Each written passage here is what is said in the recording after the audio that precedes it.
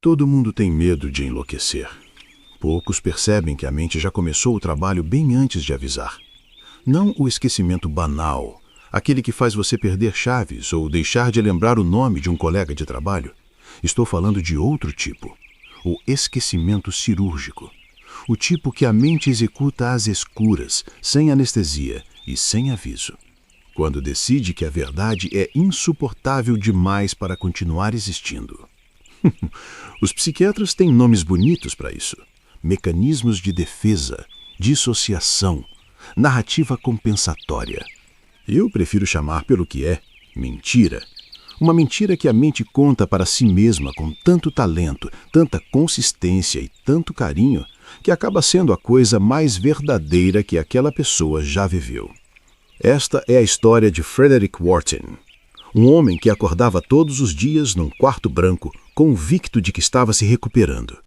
Um homem que tinha memórias, perdas, uma identidade construída sobre tragédia. Um homem que não sabia, e talvez nunca quisesse saber, que tudo aquilo havia sido fabricado. Não por inimigos, não por médicos inescrupulosos, não por nenhuma conspiração do mundo externo. Fabricado por ele mesmo. Bem-vindo aos Contos do Penumbra.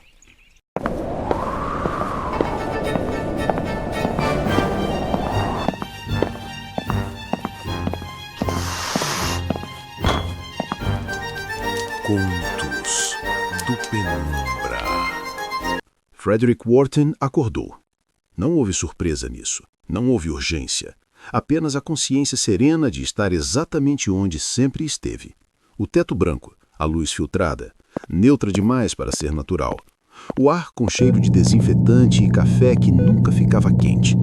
Ele sabia o próprio nome, sabia a própria idade, sabia com uma precisão quase clínica por que estava ali. Acidente de carro, chuva numa estrada que ele conhecia de cor, faróis que vieram do lado errado, uma colisão direta, sem dramaturgia.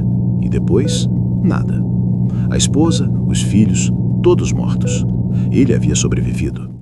Essa era a história que carregava dentro de si, repetida tantas vezes que já não parecia memória.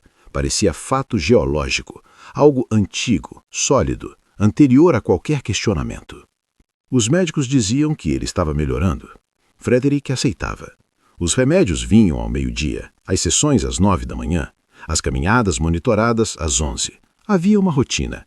E rotina, ele aprendera, é a armadura que a mente usa para não precisar olhar para si mesma.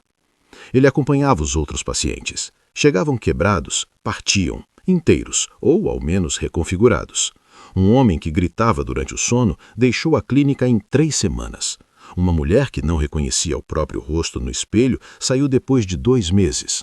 Um rapaz que ouvia vozes deixou a clínica numa tarde de outono. Mala pequena, olhos ainda confusos, mas passos livres. Frederick ficou. Sempre ficou. No começo, ele atribuiu isso à gravidade do próprio luto. Depois, começou a contar os dias. Havia algo nas marcas do sofá da sala de convivência, sulcos profundos demais para um móvel recente. Havia algo no relógio da parede, um mecanismo velho, irregular, cujo som à noite parecia mais alto do que durante o dia, como se o silêncio amplificasse aquilo que a luz conseguia esconder. Havia algo nos funcionários. Eles o tratavam com uma paciência que não era profissional, era antiga, como se o conhecessem de um tempo que ele não conseguia acessar. Às vezes ele recebia visitas. Uma mulher, sempre bem vestida, sorriso discreto, olhos que avaliavam sem jamais revelar o que encontravam. Ela dizia ser sua irmã. Trazia roupas limpas, livros, fotografias em porta-retratos que Frederick nunca conseguia se lembrar de ter escolhido. Ela falava com ele com uma intimidade cuidadosa, próxima demais para ser casual, distante demais para ser afeto verdadeiro. Frederick aceitava. Era reconfortante acreditar que alguém ainda existia por ele, mesmo quando essa certeza parecia emprestada. Então vieram as fissuras, pequenas no começo, quase invisíveis. Uma enfermeira chamou-o de Sr. Wharton, com uma familiaridade que ultrapassava os limites do protocolo. Outra comentou de passagem. O senhor sempre gostou desse banco no jardim? Sempre. Frederic não se lembrava de ter estado no jardim mais de uma vez. E então houve o homem. Uma tarde, no pátio, sentado no banco de madeira, olhando para algum ponto que só ele conseguia ver. Quando Frederic se aproximou, o homem virou o rosto com uma expressão que não era surpresa, era reconhecimento.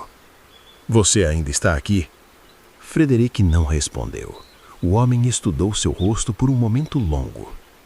Achei que já tinham te liberado. Faz quanto tempo você está aqui, afinal? Frederic abriu a boca e percebeu que não sabia a resposta. O homem nunca mais apareceu. Frederic perguntou aos funcionários. Disseram que não havia nenhum paciente com aquela descrição. Frederic começou a procurar, não de forma desesperada, de forma metódica, como um homem que suspeita de algo que ainda não está pronto a nomear. Vasculhou a sala de convivência, o corredor administrativo, os quadros nas paredes e então encontrou a fotografia. Estava quase escondida, encaixada entre dois armários na sala administrativa, emoldurada em madeira escurecida pelo tempo.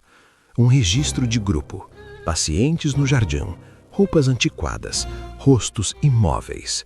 A imagem com aquela textura granulada das fotografias antigas, como se o próprio tempo tivesse corroído a superfície para apagar o que estava guardado ali. Havia algo familiar naquela fotografia. Frederic não conseguia identificar o que. Voltou no dia seguinte e no outro, até que viu. Entre os pacientes retratados, num canto, levemente afastado dos outros, como sempre esteve afastado de tudo, estava Frederic Wharton, mais jovem, cabelo escuro, mesma postura, mesmo olhar vazio. Décadas antes. O mundo não girou. Não houve colapso dramático. Foi pior do que isso. Foi o silêncio de algo que sempre esteve lá, paciente, imóvel, esperando ser encontrado. As memórias começaram a rachar por dentro. O acidente, a chuva, os faróis, a esposa, os filhos, tudo fabricado com uma precisão que só a desespero consegue alcançar. Não havia acidente, não havia família, não havia vida anterior esperando por ele do lado de fora. A mulher que vinha visitá-lo não era sua irmã, era a advogada que administrava sua tutela legal. Frederic Wharton estava internado havia décadas, e sua mente, para sobreviver ao vazio absoluto de uma existência sem história, havia criado uma tragédia. Porque uma tragédia, ao menos, é uma forma de ter pertencido a algo, é uma forma de ter existido. Frederic voltou ao quarto naquela noite. Não houve gritos, não houve desespero visível.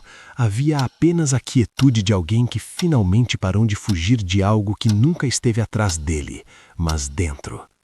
Ele deitou, olhou para o teto branco, ouviu o relógio no corredor fazer seu som antigo e irregular, e compreendeu que não estava esperando alta, que a clínica não era prisão, era o único lugar no mundo onde alguém ainda pronuncia seu nome, e que seu verdadeiro horror não era estar preso ali, era perceber que, se abrissem as portas agora, ele não teria para onde ir.